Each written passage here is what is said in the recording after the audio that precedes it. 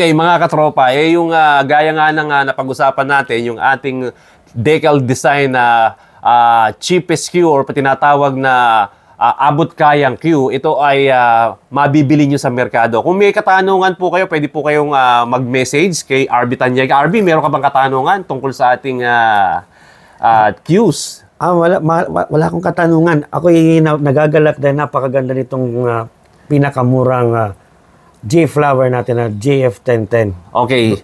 Ganito kasi yan mga katropa. No? Kung hindi nyo na itatanong ni RB, ito pong ating decal design, ito po ay adjustable po siya. Napakarami po siyang mga weight bolt sa ilalim na pwede nyo pong i-adjust. Kung medyo nabibigatan po kayo, pwede nyo pong tanggalin itong ilalim. And then makikita nyo po yung kanyang weight bolt sa ilalim at pantanggal sa kanya is Allen wrench. Yes, magbabawas lang. Yes, kasi mentras na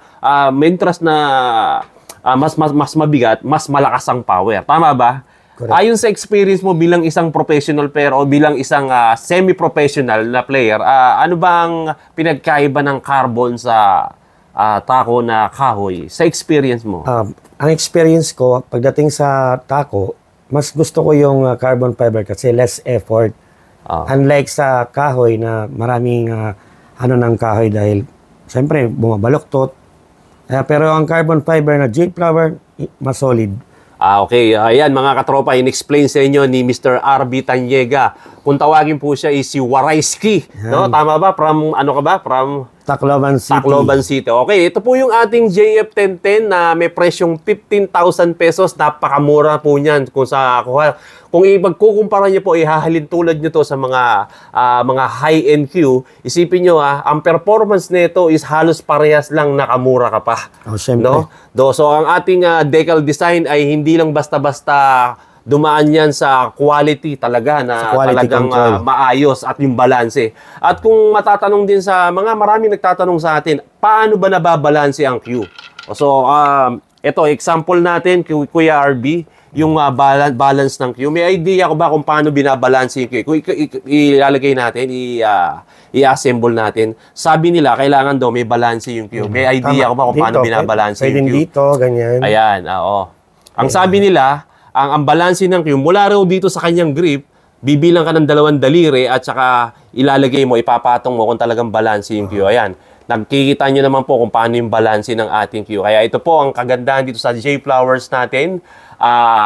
Hindi na po bumabaloktot to. No? So, pagdating naman sa kanyang tip is ready to fight na kasi naka-Muri medium round at naka-white ball plate. Samantalang sa taper, kung tatawagin nila ang taper is naka-pro taper na. Ano bang ibig sabihin ng pro taper? Kupare. Ang pro taper, talaga, ano na yan, ready na, madulas na. Hindi mo na kailangan hagod-hagurin pa. Yan. Okay mga katropa, ulitin natin yung ating JF1010 na pag tinatawag po na BF or Black Features. Mga katropa, ito po ay halagang 15,000 pesos. Kaya ano pa ang gusto nyo, kayo pa ang hinihintay nyo kung gusto nyo pong mag-avail ng ating JF1010 na mayroong affordable price, pwede nyo pong kontakin si RB Tanyega, ang ating J-Flowers new agent. Maraming salamat po mga katropa. I love.